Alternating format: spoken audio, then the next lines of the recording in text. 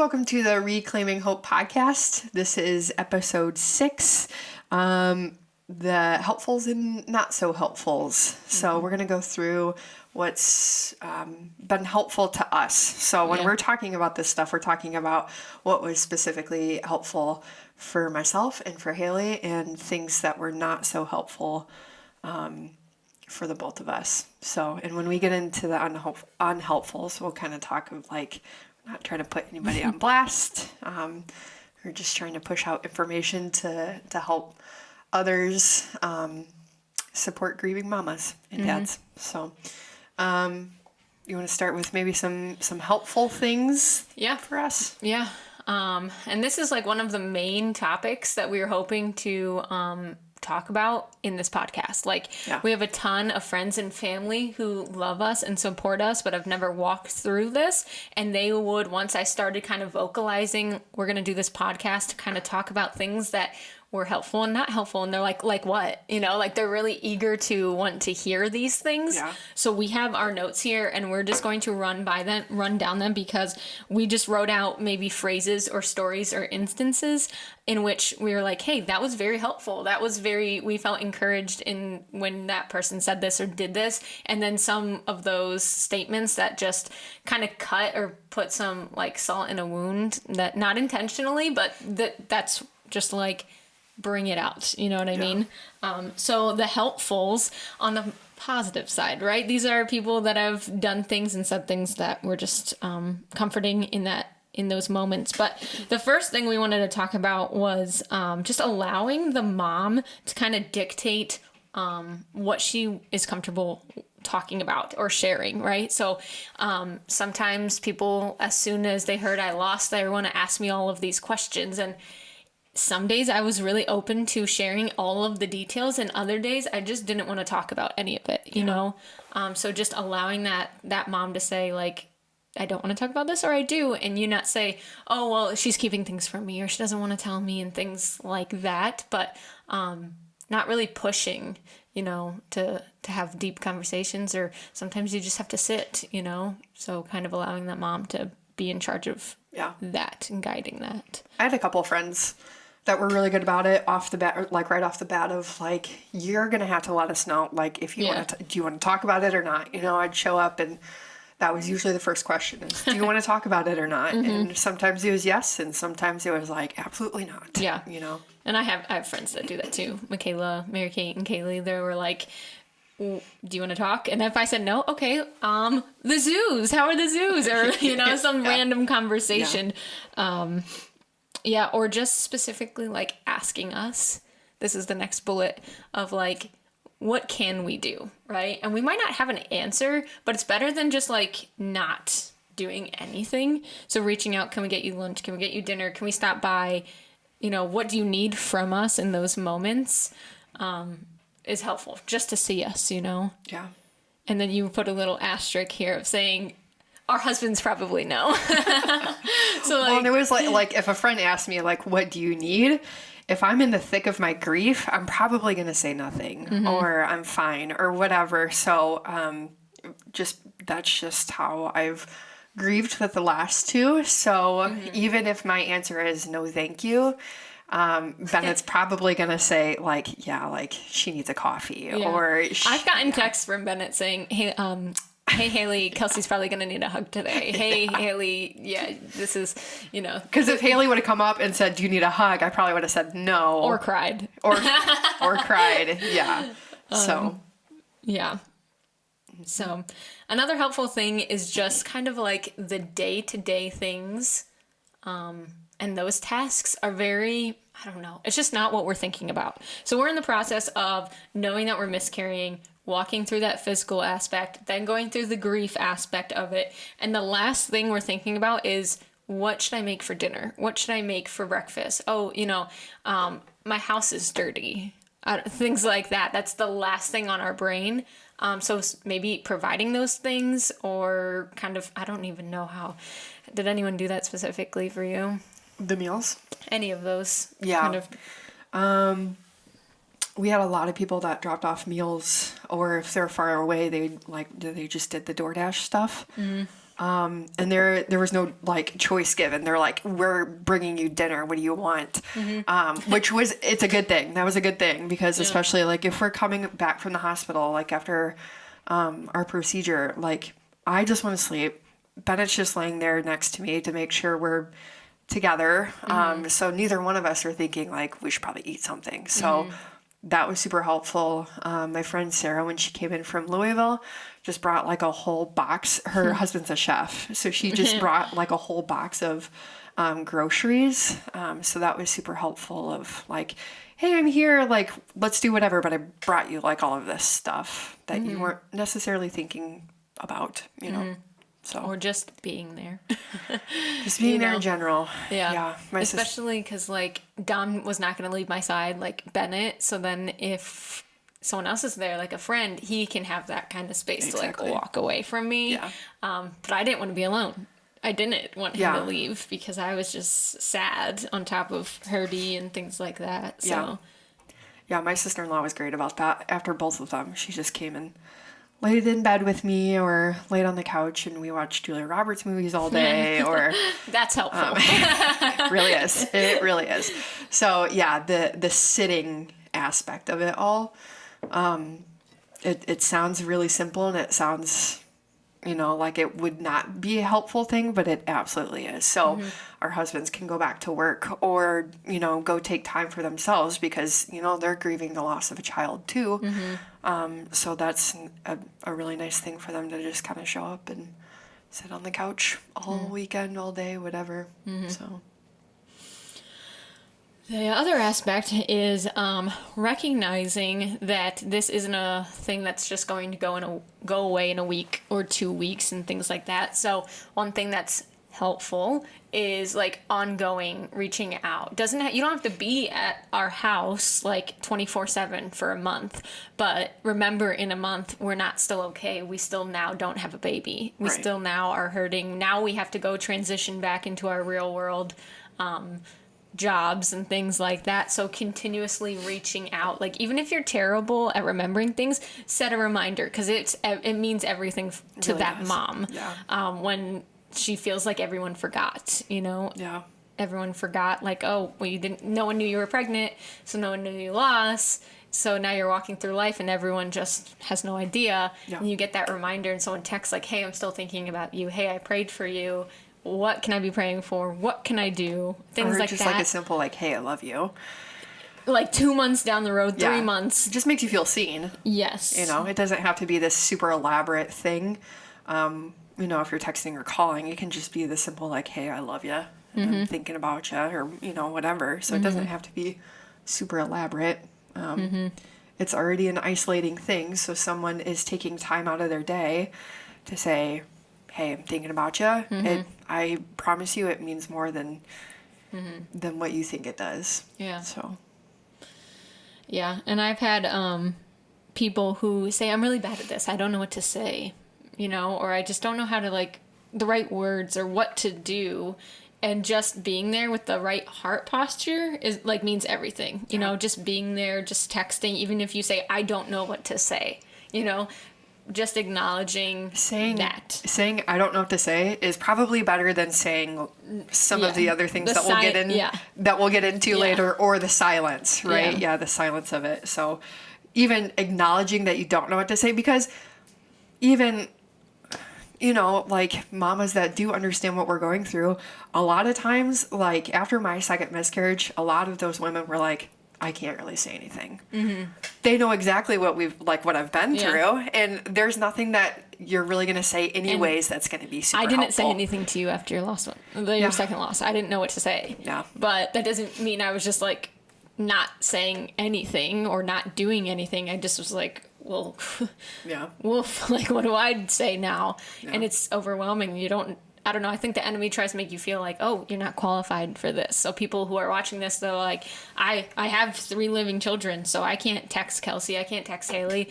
Not true. You know? Yeah. When you text us and you have 3 living children and you say, I see you, we're like, okay, that's good. You know? Yeah, absolutely. So, don't get, I don't know, what politics behind it. I don't know what it is, but.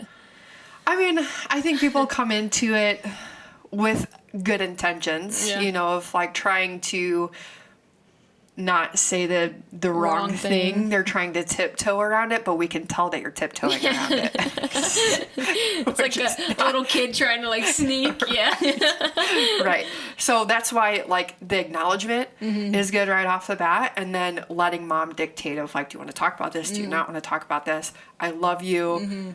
Whatever it may be. What do you need today? Yeah. So you don't have to say the most perfect thing of whatever. Yeah. So.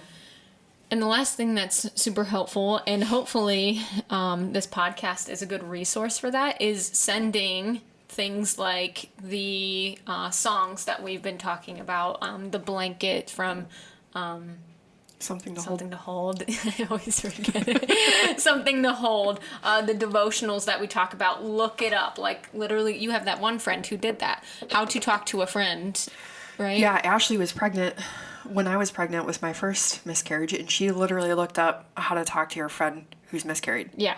While pregnant. Like, imagine doing that while you're still pregnant. Like, I'm sure she had a ton of fear doing that, but she wanted to support me in the best way that she could support me. And so she Googled it. Like, my therapist was really impressed by that, by the way. He was like, that's a good friend. Keep her. Yeah. So, good job, Ash. Sending all of these things that will be helpful and help them feel seen. You literally don't even have to say anything. You send them a book about grieving children, like grieving the child you never lost. You send them that book and just write love you. You don't even have to say anything, but you thought about them and you want to support them and you don't know how. Yeah. So you're coming up with all these resources of maybe women who already know what to say. Yeah. Yeah. Absolutely. So, yeah.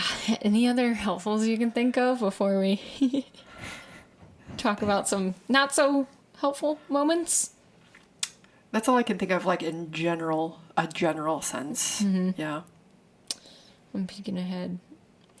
Oh yeah. So one of the examples I used were like the book of Job, when his friends come and they just sit with him and don't say a word for 7 days. And that seems very hard for women to just sit. And even like when I go to Kelsey and I know she's sad, I'm like, oh, what do you want to talk about? What do you want to do this? Blah, blah, blah, blah. And we just want to like fix and correct. And we know that's what our husbands want too, because I've had endless conversations to Dom, and I'm sad and he just says, I want to fix it. Well, you're not going to no friend, no husband is going to fix what happened. We had a miscarriage. We lost our babies, and that's fact, right?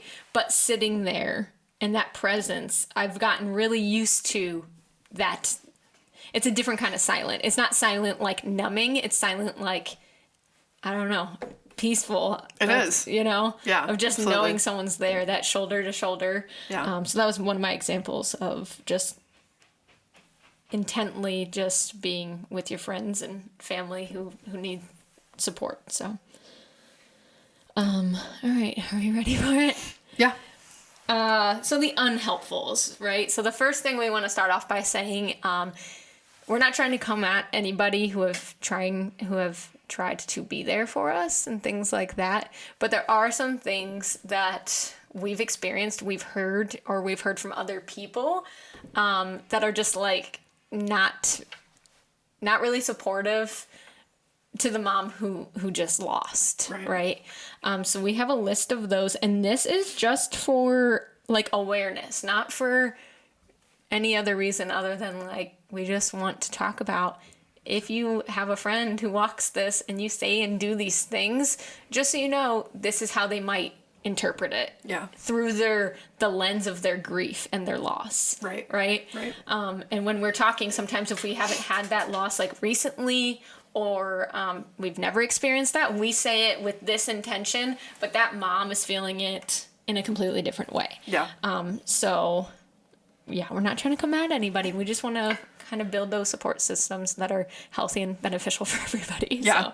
And I'm sure there's going to be some people that are like, these kids are telling us what not to say and what not to say. But not the case. We're just saying that in general, if I'm saying this is hurtful to me, you can make that choice, right? Of how you want to go about, however you're going to go about it. Just know that if you are intending to not change some of those things, you're hurting an already hurt person, you know? So again, we're not trying to put anybody on blast, and we're not trying to tell anybody what to say or do, but we're just speaking from experience of things that were hurtful in an already hurtful time. So. Yeah. And this is just to open that conversation too, because these are what we've thought, and other moms might say, oh, that wouldn't have hurt my feelings, right? So it might not be the case for every mama, but we've felt the sting from some of these phrases and things like that. So, well, things that triggered you, you know, after yours wasn't really triggering me. Yeah. In my first miscarriage, the second one was different, but you know, like, you would come to me and you would be upset because somebody had said something to you, and I wasn't necessarily upset by it, but I knew that you were upset by it, you know? So like Haley and I even have different triggers. So it could be totally, we're speaking from experience of, you know, us walking this path. So somebody else might have a different trigger than the two of us do. So it's good to keep in mind. Yeah. So that being said, let's talk about the first one is not rushing the mom and dad to kind of get over everything just because you're over it. Maybe that's a nice way to put it. Like, if you are like, oh, we still have to have this conversation. It's been 2 months and every time I see you, we have the same conversation and you're kind of over it. That doesn't necessarily mean that the mom and dad have to be over it as well. And if you can't be that friend that's like, constantly having that conversation that might seem like very repetitive every time you hang out, you can tell the mom. I mean, she might take it some way, but you can say like, I love you too much to have this conversation over and over, right? And just don't be that one then, you know, but instead of just kind of getting, I don't know, some irritated or short with them just because you're done talking about it. Yeah. You know? Yeah, absolutely. I can't rush the process. Yep. Another one is to, this one seems obvious, but, be surprised. Keeping it off of social media, even if it's vague, right? So if they haven't personally shared if, you know, the grieving mom and dad haven't personally shared on social media, just a rule of thumb that you shouldn't either, you know, even if it's like, so-and-so needs prayers or, you know, whatever, because that just opens the door to like questions and all of that stuff. So that's just a really simple, just keep their stuff off of your stuff, you know? So. Or even in general, like if I told someone I was pregnant or I lost, it's not then your right to then go share with other people, you know, about like that situation. Most of the people I told were close family and friends that I didn't necessarily have to worry about it, but sometimes through the grapevine, I'd find out someone else knows, and it was very fresh still. Like, obviously now we have a podcast about it. So people know we have a podcast, we have social media, we reach out, we're part of Hope Mommies, all of these other things. But initially, just let the mom and dad kind of dictate who knows and what they're comfortable with. My mom did a really good job. I was actually, I mean, I love my mom, but I was surprised because by the time I had got to the loss, all of my aunts and uncles kept saying, like, Kim, why didn't you tell us? And her response was, Haley didn't want anyone to know yet, like with the pregnancy and the loss. Yeah. And even her close girlfriends that I call my aunts, like they didn't know until after I lost and got like to the place to share. Yeah. So that's just like encouraging, you know, when they actually follow through on that. Well, and like, I'll tell some very vulnerable things to you or to other friends. And I know that they're not going to go off and now tell 3 other people some really intense stuff that I just told them, because I told Haley, you know, like, I've had a bad day. This is what I'm thinking. And it can be some pretty gnarly things that are being said, but it's truthful. And I know in confidence that Haley's not going to go tell 6 people that I wouldn't even know, like, that wouldn't affect me. Right. But like, I just know that that's not going to be a thing. If a mom is trusting you with her stuff, then just keep it between you guys, pray for her, do whatever she's asking, but she's telling you for a reason. She trusts you. Yeah. You know? Yep. Absolutely. The next one, this has happened to me. It's not very helpful even like now, to ask when we're going to start to try again, if we have to plan to start trying again. And I had people asking pretty quickly after that knew I had just had a miscarriage, just asking, okay, well, are you going to try again? Do you think you'll try again? And it's very overwhelming for the mom to be trying to grieve this child and think about a future family without that baby. Right. And I think that's the hard part for mamas, is that it seems as though when people say that, they mean it like, hey, like, are you going to try? It's not a bad question, but it seems as if you already forgot about this life that existed. Absolutely. You know, because it doesn't matter if I get pregnant 10 more times and if all these babies, that first baby Mitchell is a baby, you know? Yeah. So it seems as though, like, you're throwing that one out. Let's just build this family on top of, clearly now, at least in my experience, in hindsight, you can start trying and it not happen. Yeah. So you don't know what phase that mama and that dad are at in, are you going to try again? Yeah, we've actually been trying. You know what I mean? And that's also kind of a hard topic to loop back around to, of like, no, we have been. And now you have that kind of anger of like, you know, still not. So, not really asking about the status of their planning families. Yeah, I never really had that, but I had the like, oh, well, when you guys get pregnant again type of thing. Like, it was a matter of fact that we were going to get pregnant again. And that one has rubbed me the wrong way.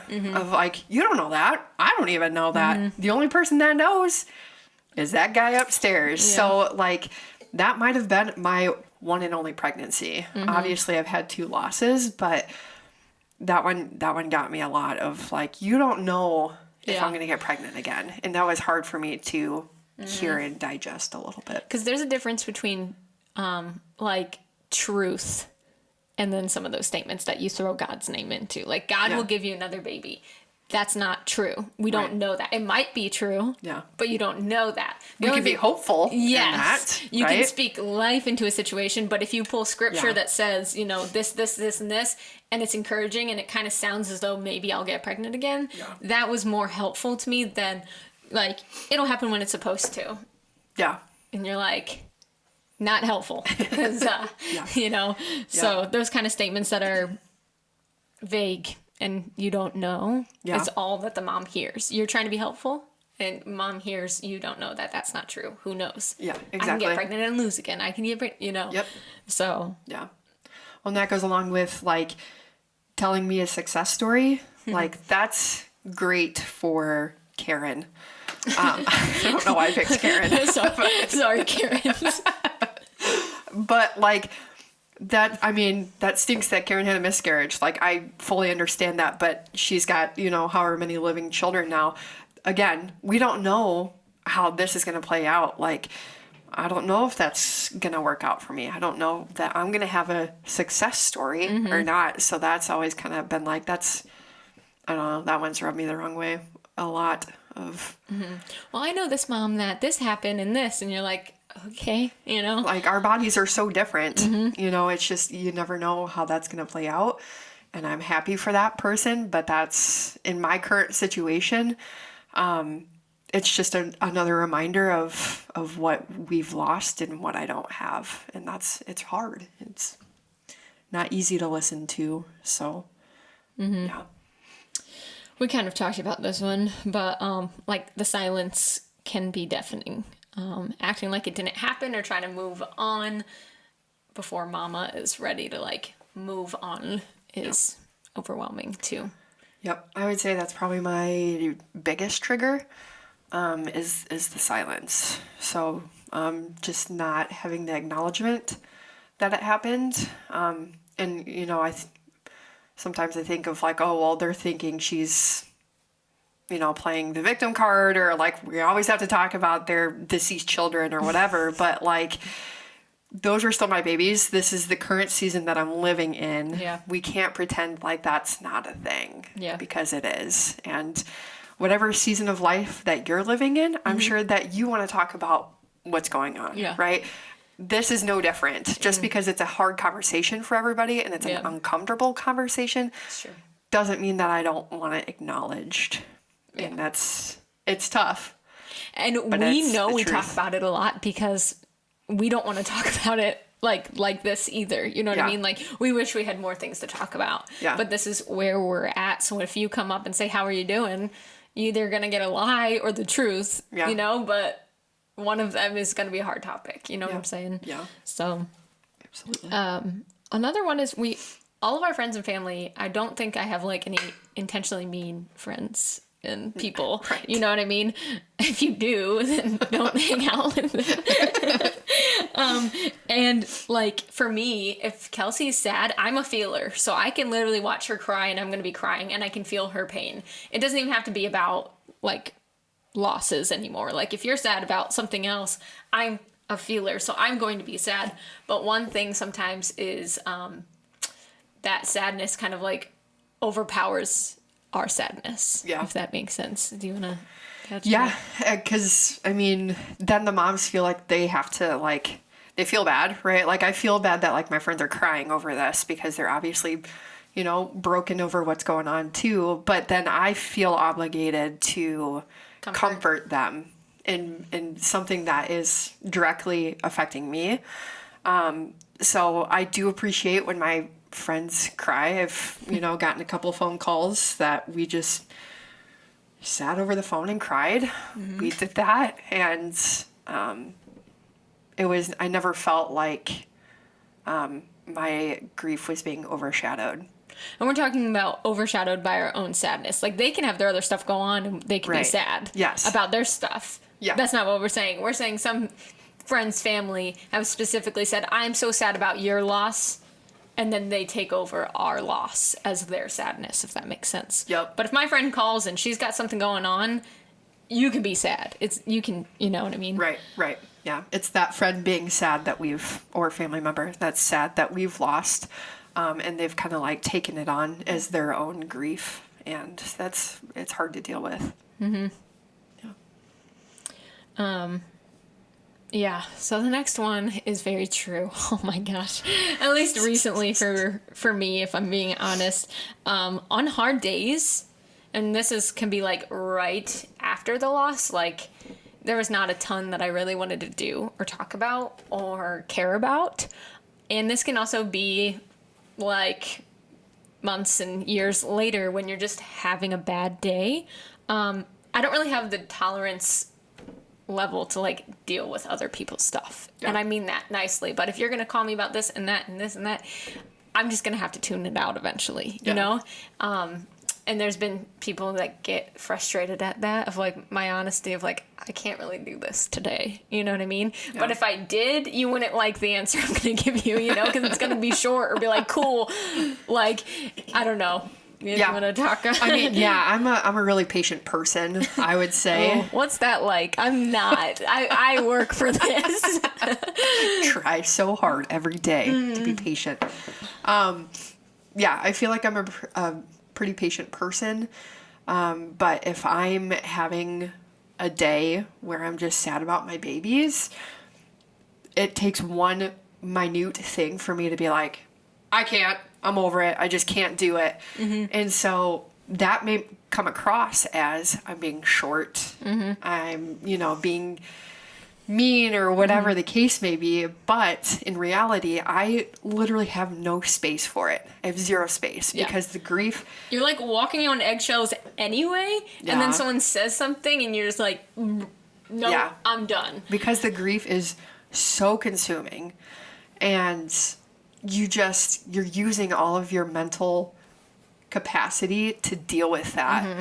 And you're thinking about it every second of like, don't cry, don't cry, don't cry type of thing when you're trying to, accomplish things at work or, wherever throughout your day. And so when something like that happens, especially if you're being triggered by somebody else, it can be hard. It's hard to kind of decrease that grief so you can deal with some of the other things that are coming across. But some days I just can't do it. And it comes across as what it is. But so what we're asking for is grace, right? Which sometimes we've had friends who aren't giving that, right? And then it's really hard for us to want to give you grace, and it gets tricky, but like right now in the moment when we're not having a bad day, for us to say, hey, like, for example, the month of May is going to stink. So when I'm irritated, I don't need you to say, why are you so irritated? Haley's short this month. Like, why is she being mean? Instead, you can see that as like, she's hurting. What can I do for her? Because I've had people say, you're mean or whatever, you know, just like, why are you acting like this? I'm talking to the people who know that the month of May is hard. You know what I mean? There's going to be coworkers and people that I meet that are like, oof, like, what's up with her? But they don't know all of the things going on in my life. So we're talking about the people that should know what's to going just on. kind of like, oh, it's the month of November. Haley lost in the month of November. Oh, you know, Mother's Day is coming up. Maybe we should give them that grace instead of being like, hey, do you want to come celebrate Mother's Day with us? And it's just kind of like over their heads. You know what I mean? Sure. So, yeah. Let's see if there's anything else. I feel like that's it from the unhelpful side. I would say that I've had more helpful things done than unhelpful. So that's good. At least from, you know, people in my life that understand what's going on. Obviously, like the general public that don't necessarily know what's going on, you know, you're more susceptible to some of those unhelpful things. But I would say I've been blessed with good friends and supportive family members and supportive husband. So. I found some more of those sayings, though. These are just like quicker ones. One that I got a lot was, you're young. You can have another one. Yep. Because I'm 26 now. I had my miscarriage at 24. And so everyone's like, oh, well, you're young, you're good. You could just have another one. And that one was not really helpful at the time. I know I'm young, but guess what? Now I'm 26 2 years later and I still don't have a baby. So they don't know, but that was not helpful. Yep. Let's see. God only gives you what you can handle. That's one of those that they throw God in to make it like helpful. Yeah. But you heard our laugh because that's not true. Yeah. Like, because I can't handle all of this stuff. I cannot handle. If we could handle it on our own, what do we need God for? Ooh. Or each other, or Hope Mommies, or making this podcast. He does give us more. Yes. My actions and my emotions have kind of crossed that one out for sure. Yeah. So, the timing one of like, maybe it's just not your time to be a mom. Yeah. And God has the perfect time for you to be a mom. I am a mom, but you know, loving children. Yep. Everything happens for a reason. That's true. Yeah. But I could probably take that one now. Like, everything happens for a reason. Because I can look back in hindsight and say, okay, if I didn't meet Kelsey for this, didn't happen, if we didn't have this, if we didn't go to Hope Moms, if we didn't start the podcast, then I can do that now. But initially, like, don't say it within the first year of someone's loss. It is not. Because to me, I hear, so I had to lose a baby and go through all this pain for, and you still don't see, like, the what. Right. You know what I mean? Right. That one's just not And helpful. everybody else around you having healthy children. Mm-hmm. But we lost. So how does that make sense? Yeah. You know, it just doesn't. So I that one's not as hurty, but we're now we're farther along in our losses. So, and here's another one for me that was not helpful. At least you know you can get pregnant. Because we did try for a little bit. Yeah. So they're like, oh look, like nothing's wrong. You can. Yeah. You just try again. And that has also proven not correct as we've tried for another year. Right. So, yeah, that one's not. Okay, I think those are all the ones I had written down myself. those are good ones. Just little jabs sometimes. Yeah, absolutely. Yeah, so those were just hopefully some like reminders, recaps, suggestions. Maybe you were like, okay, good, I've never done any of those things and now I can make sure I'm reaching out this way. And others of you are like, I definitely have said all of those. And that's fine too. We're not expecting like a apology letter or like anything. It's just like moving forward when you hear someone lost a baby, someone had a stillborn, someone is going through infertility, you can just have that like awareness instead of that. Yeah. Okay, like, and just talking sometimes. Absolutely. Okay, so we made it through together in that one. Yeah. All of us. But let's talk about some hopefuls. So, what are you hopeful for? So I have been going to a Christian therapist for the last 2.5 years. It was initially started to kind of help with some of my anxiety issues, but I'm glad I had that established when I did end up losing. But through all of that, I just had like one of my best therapy sessions. It was awesome. So, he was like throwing out scripture, and we listened to a music video by We the Kingdom, and it was just, I was basically talking about how I was sad that I wasn't there when Ethan showed up to heaven, and like having like an interaction with Camille. And so, we really got into that of, all of the things of, I don't need to be sad because I know where they're at and who they're hanging out with, which is really cool, besides just the church answer of they're with Jesus. So it was really cool. It was easily the best therapy session that I've had, and I came out feeling rejuvenated and on fire. So it was great. The Holy Spirit was definitely moving in that room. So that's what I'm hopeful in. I'm hopeful because my brother is moving back home. So I'm one of 5 kids and mom and dad. And for the first time in a long time, we'll all live at least in the same area. I live in Indiana, but we'll live in the same area. And over the last year and a half, family has been really important to me, and just making sure I'm reaching out, being intentional, and everybody's got stuff going on in their world, and there's just been a lot of loss, and I'm excited to have my family back in one place, get to spend time with them. So my brother's home. That's exciting. It is. It's honestly rare too to have like all of you so close. Yes. Close. If they're listening, we're close. Like we are. Like as a unit, like you guys like are emotionally close and now physically close. Moved to California, that was like wrecked, us for a little bit. We got used to it, but then when he came home or is coming home, he's one of 5, but he's the only boy. So all of his sisters are like, "Oh my gosh, Timmy's coming home," and it'll just be cool to have everyone back together for a little bit. So fun, yes, good stuff. Cool. Alrighty. Well, all right, guys. Well, thanks for hanging out with us today, and we will see you next time for episode 7. So, thanks.